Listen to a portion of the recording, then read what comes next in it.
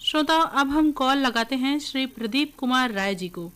आप महिला एवं बाल विकास विभाग में जिला कार्यक्रम अधिकारी हैं। आइए करते हैं इनसे बातचीत। सर, अभी लॉकडाउन के दौरान आपके विभाग से कौन कौन से प्रोग्राम चलाए जा रहे हैं?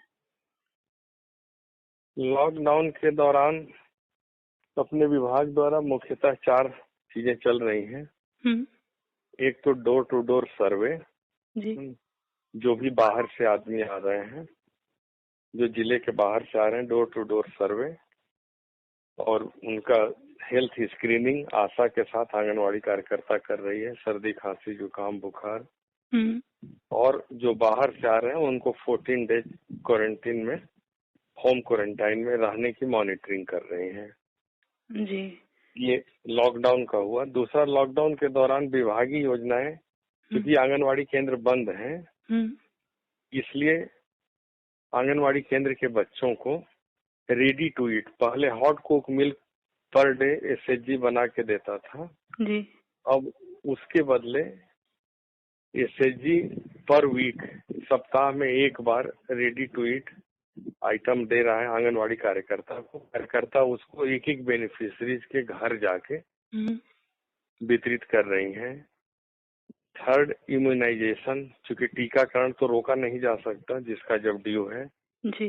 लेकिन आंगनवाड़ी केंद्र पे टीकाकरण बुला के करने में सोशल डिस्टेंसिंग में दिक्कत जाती है, इसलिए इम्यूनाइजेशन के दिन एएनएम के साथ जिस बच्चे का इम्यूनाइजेशन होना है उसके घर घर जाके टीकाकरण कर रही हैं। जी। जो आंगनवाड़ी के जो कार्यकर्ता होती हैं, आशा कार्यकर्ता हैं, तो वो स्वयं की सुरक्षा के लिए उनको क्या पीपीई किट वगैरह दी गई है?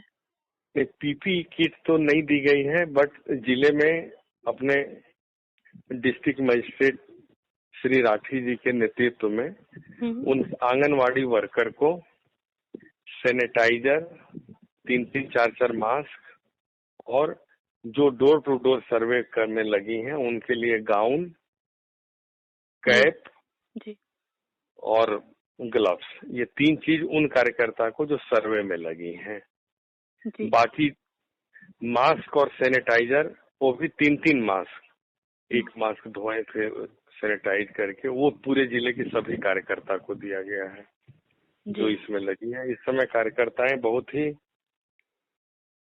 अच्छा कार्य कर रही हैं। अच्छा क्या, इन द सेंस आप कहें तो बहुत ही जीवट भरा कार्य, सुबह से शाम तक अपने विभाग के भी योजनाओं को संचालित करना, केंद्र बंद होने के बाद भी, और कोरोना के बारे में तो अलग से पूरा प्रशासन ही लगा हुआ है। जी सर, ऐसे में जो अति कुपोषित बच्चे होते हैं जिनको पहले आंगनवाड़ी केंद्रों पे लाया जाता था, तो उनके लिए कोई स्पेशल योजना चल रही है क्या? अति कुपोषित बच्चों के लिए भारत शासन की ही गाइडलाइन आ गई है कि उनकी मॉनिटरिंग, जो पहले से सूची थी लॉकडाउन होने के पहले, जिस केंद्र पे जितने कुपोषित बच्चे थे जी, उनकी सूची के अनुसार उनकी मॉनिटरिंग, केवल उनको हम सप्लीमेंट्री न्यूट्रिशन दे रहे हैं क्योंकि भारत सरकार की गाइडलाइन है इस अवधि में बच्चों का वेट और हाइट नहीं होना है, सो दैट बच्चों को टच कोई ना करे, सोशल डिस्टेंसिंग। इसलिए शासन का ही निर्देश है कि उनका वेट और हाइट ना लिया जाए जिससे बच्चे किसी के शारीरिक संपर्क में ना आ पाए। तो इसलिए अब एग्जैक्ट मॉनिटरिंग, अति कुपोषित बच्चा हो सकता है इस अवधि में वो स्वस्थ हो गया हो, बट हमारे पास कोई मेजरमेंट नहीं है जिससे हम लॉकडाउन में, क्योंकि वजन ले नहीं सकते, बच्चों को छू नहीं सकते, सफाई को दृष्टिगत रखते हुए।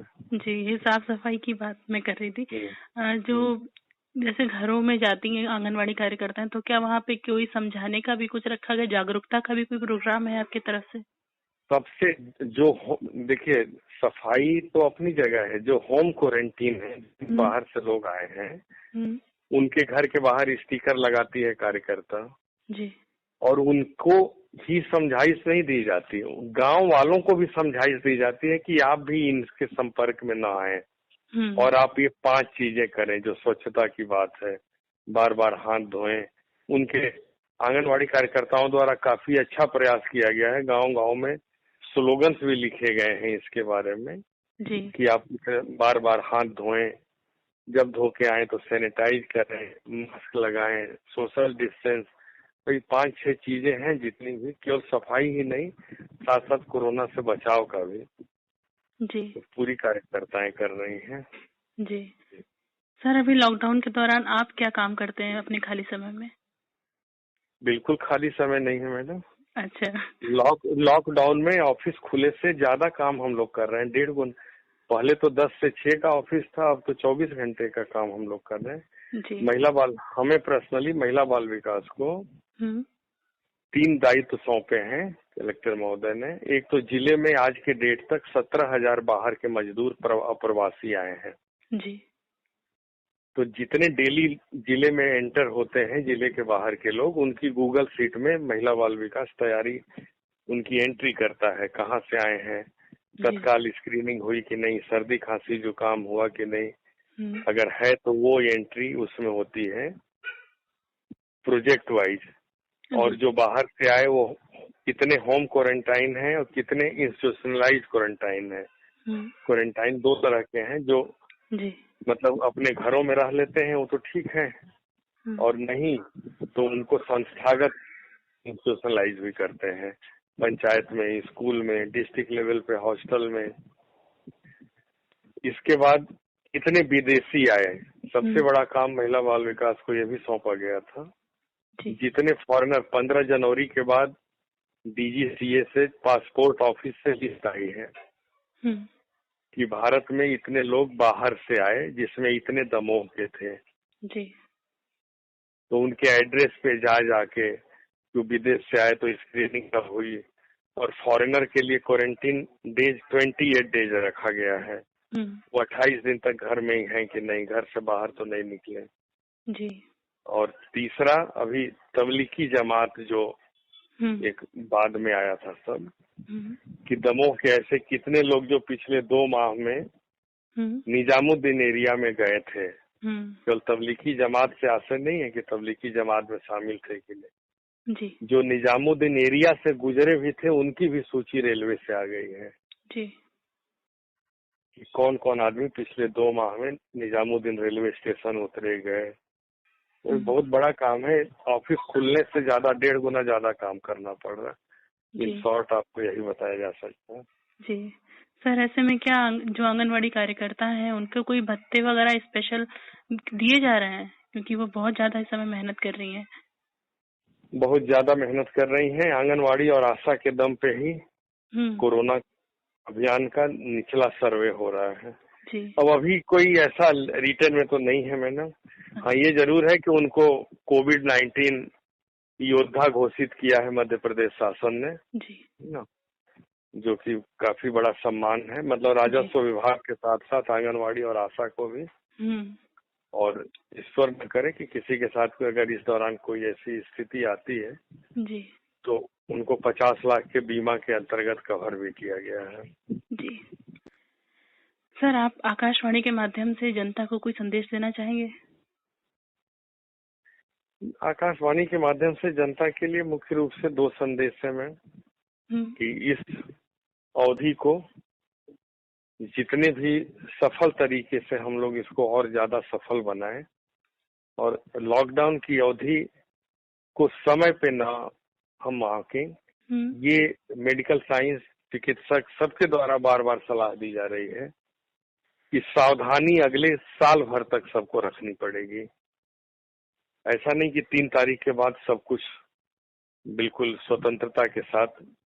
ये 3 चीजें तो आगे भी 4-6 महीने विशेष ध्यान रखना होगा। सोशल डिस्टेंसिंग का पालन हो, मास्क लगाएं, ऑफिस में सैनिटाइज कराएं, और अधिक से अधिक कार्यालय के कर्मचारी एक दूसरे के शारीरिक टच या उससे थोड़ी सी दूरी बनाएं। इसमें शासन ने निर्देश भी दिए हैं कि अभी कार्यालय 33% कर्मचारी के साथ खोला जाए।